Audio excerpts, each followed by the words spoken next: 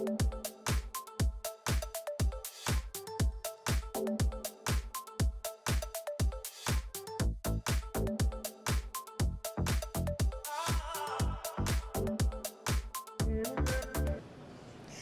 and welcome to today's debate on reducing reflow costs in PCBA manufacturing.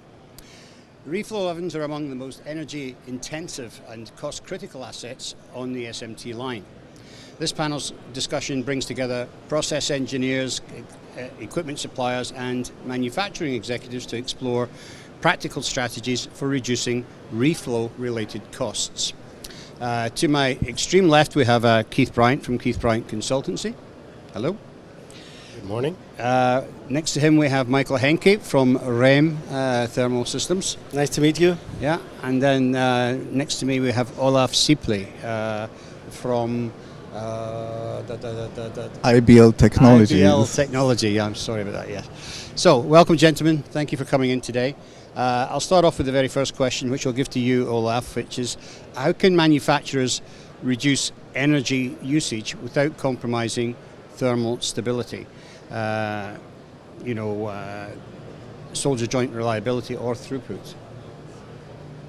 Well, first of all, it's important how the profile is set up, because that's one of the most important issues. Yep. Once the profile is correctly set up, then you don't have any problems with rework, and the oven works basically correctly. Because if you have problems in the manufacturing and a lot of rework, then obviously the cost is rising. That's one of the main aspects. Right. Well, I would agree that the profile is critical, but I mean obviously you also have the energy costs of having the oven running all the time and trying to bring that up and bring that down, I would imagine. Have you got a view on that, Michael?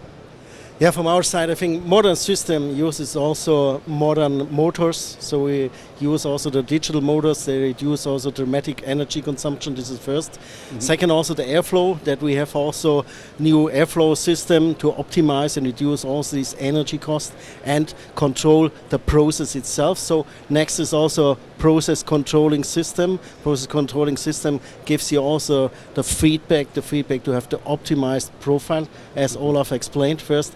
And second is also with the airflow, you'll be much more efficient. And last but not least, also to integrate it also standby mode, intelligent system from our side, AI controlled, and this reduces really dramatically not only the energy costs, the total cost of ownership. I think this is very important. Yeah, mm-hmm. Don't look at only on the energy. We must look also on the CO, the carbon dioxide emission. Yeah, also globally this is a factor. And third is also the availability of the machine. And this is guaranteed in modern systems. What we can offer also with this intelligence. Yeah, I mean you're absolutely right. The reflow ovens have come a long way in the last 5 to 10 years. I mean, and the blowers that you've got inside them are a lot more intelligent.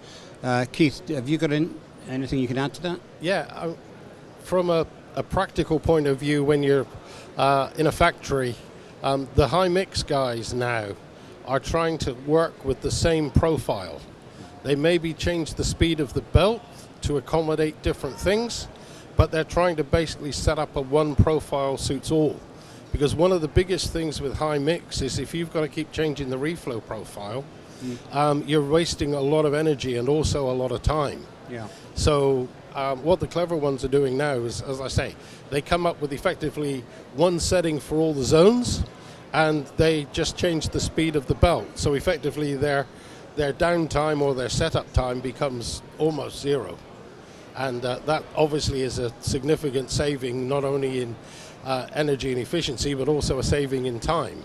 So to be able to do that, do the boards have to be of a similar size and weight to be able to Nope. do that? No? No. You just have to be clever. You need a good profiling system, a team of engineers. See, Olav is nodding because he knows this. Yeah, yeah. You need a team of engineers who know what they're doing, and basically, I mean, I've done it as an exercise. You start off with the hardest, most demanding board, and that's your let's call that your base profile. And then when you have less demanding boards, you simply increase the speed of the belt so that they don't see the extra temperature that the difficult one does. But providing you've nailed the hardest to do one, then the rest of them follow fairly easily. Yeah. Because in reality, there's always let's call it a window for a reflow profile. It doesn't have to be exactly 240 degrees C or whatever, as long as it's within that window. Within the process window. And the art is to profile all the other boards and keep everything within that window. Okay. So, Olaf, what new oven design innovations, such as improved insulation, optimized airflow, or heat recovery systems, are proving more effective in reducing energy consumption? Well, first of all, we keep the heat energy, the heat itself inside of the machine. Yeah, it does not get out of the machine. Okay. So we don't have to preheat. So making sure the it doesn't machine. leak. Yeah. Okay. Well, of course, we are on the market so many years, and we have made loads of improvements. So the ovens don't leak anymore. Yeah.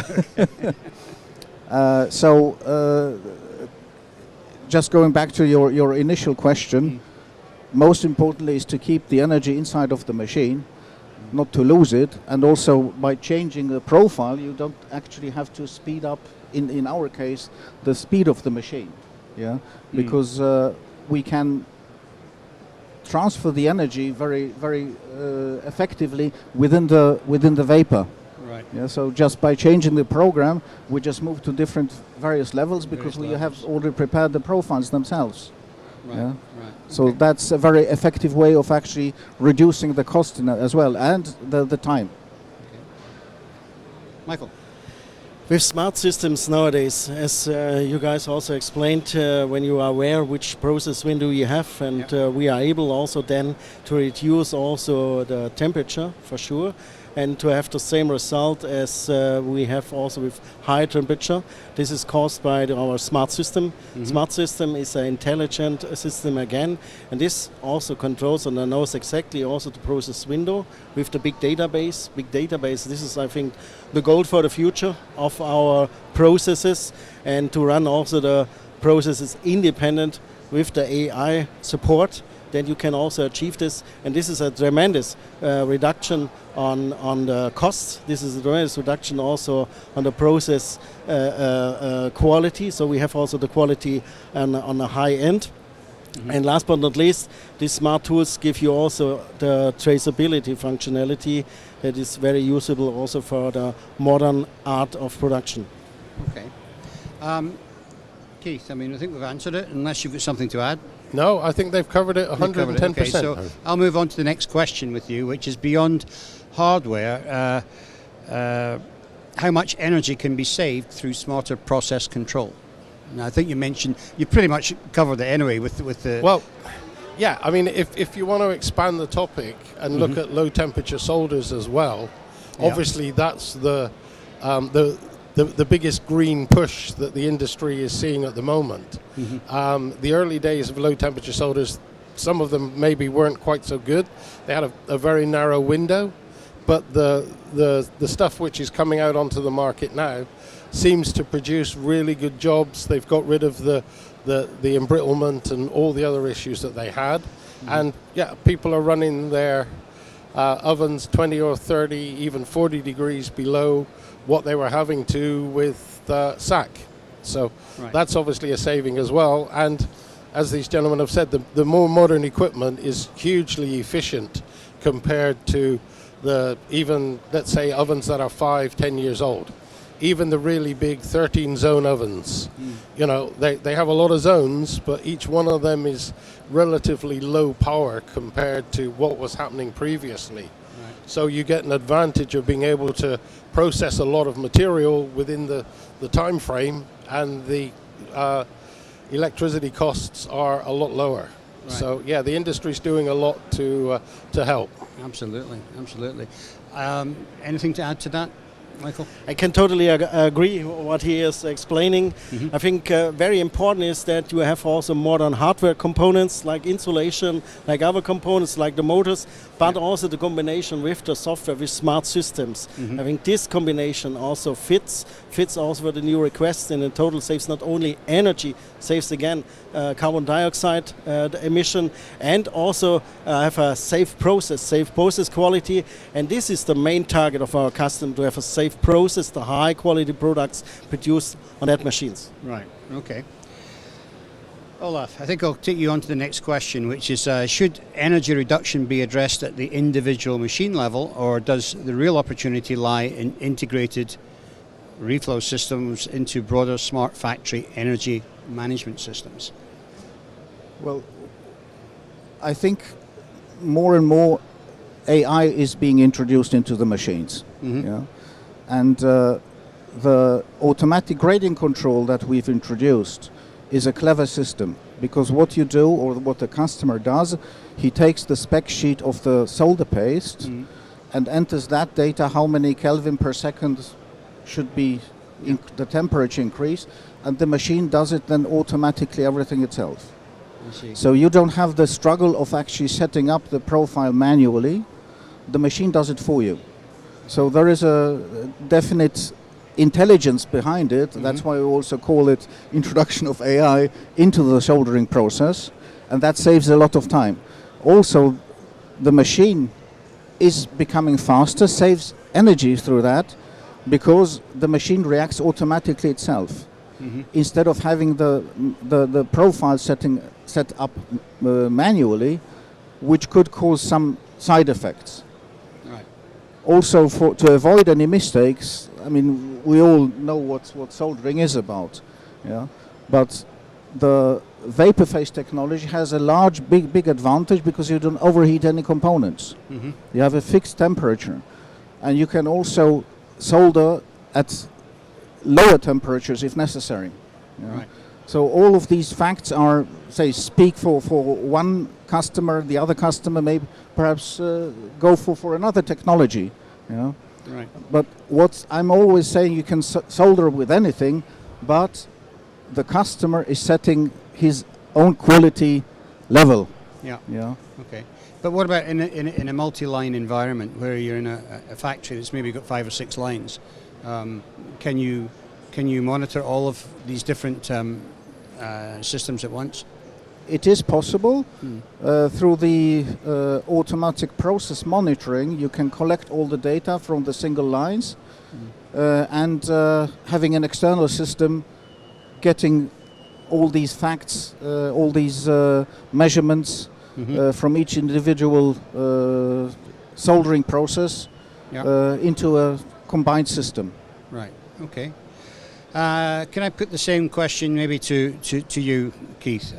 That is, should energy reduction be addressed at the individual machine level, or does the real opportunity lie in integrating reflow ovens into broader smart factory systems? Yeah, the simple answer is yes to both. Smart factory will give you a huge amount of advantages and controls, and I mean, if you take smart factory to the full level, it makes sure that you don't have the downtime on your machines. Because one of the things that people are now starting to calculate more, especially with reflow, is the cost of the machine running when you're not actually making anything. And smart factory is, the strongest tool that we have to make us more efficient. Yeah. And that by itself reduces effectively the costs, because you're using the same amount of power, but you're actually producing a lot more product. And I mean, that's really where I see the key smart factory advantage. I have a client, and they actually still use different reflow profiles because they don't have the best oven, and they actually have an algorithm which groups the work together. So they have to make minimum changes to their reflow profile between each batch of whatever they're making, because they're a high mix organization. So yeah, the overall umbrella intelligence has huge value, but so does making sure your machine is clean, making sure everything is running like it should run. And, these gentlemen would agree with me, but more and more companies that I visit now are doing a profile at the start of every shift, just to make sure the machine is running as it should. Yes. And, the few minutes that it takes to do and analyze compared to the problems that you can have if a fan's gone down or a vent's blocked or all of these things, it's absolutely tremendous. So, yeah, I guess it's a case of more intelligence is always a good thing. Yeah. Yeah, I mean, it's funny you said that in the reflow business, don't use the first board, use it to sort of set up the systems. Same with printing. I mean, you typically don't use the first 4 boards, use them to set up the system. So, Michael, have you got anything to add to that? I think the smart systems are the drivers. So, and collecting all the data that we have to use it also for the efficient profile, this is the key factor. This is the key factor, as he also explained, to avoid that you do every shift extra work, because it's extra cost. And with modern system, with intelligent system, means with AI data-based controlling system, it's not needed anymore, because you have to trust that profile is guaranteed. Also, in case of the smart tools, we have like a lane assist in your car. We have this implemented also, and then you have the secureness that each process have the same quality. And I think this is the key factor. We should not talk about energy cost and all. The target for our customer, for our partners, is the qualified, the high qualified process. Yes. And this is directly linked to the data with the smart tools, and this is the factor. Yeah, of course. Well, I guess the quality has to come first. Your first pass yield and all the rest of it. But definitely, there's no excuse for that. Yeah. And again, compared with these modern systems, with the modern motors, they use also digital motors. You have also the sensors, you have the data, and again, the data is the gold. It helps also our customer to optimize their production and to avoid also, I would say, a waste of time to change a profile. It's not necessary anymore. Yes. Really not. And you can also have this factory systems, and they control everything independently. You don't need the workers anymore to change a profile. Yes. Yeah, very true. Final question, I'll start with you, Olaf. That is, with rising electricity costs and increasing ESG expectations from OEM customers, how quickly are investments in energy-efficient reflow technologies paying for themselves? What's the ROI?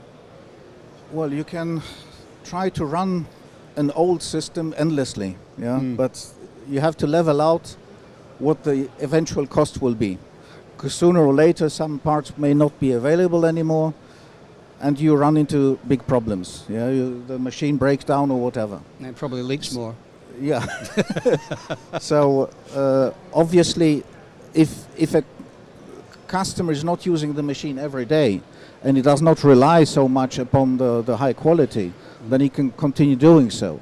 Yeah. But one day or the other, suddenly he can have a complete shutdown, and he will not be able to compete with his other customers, or other suppliers.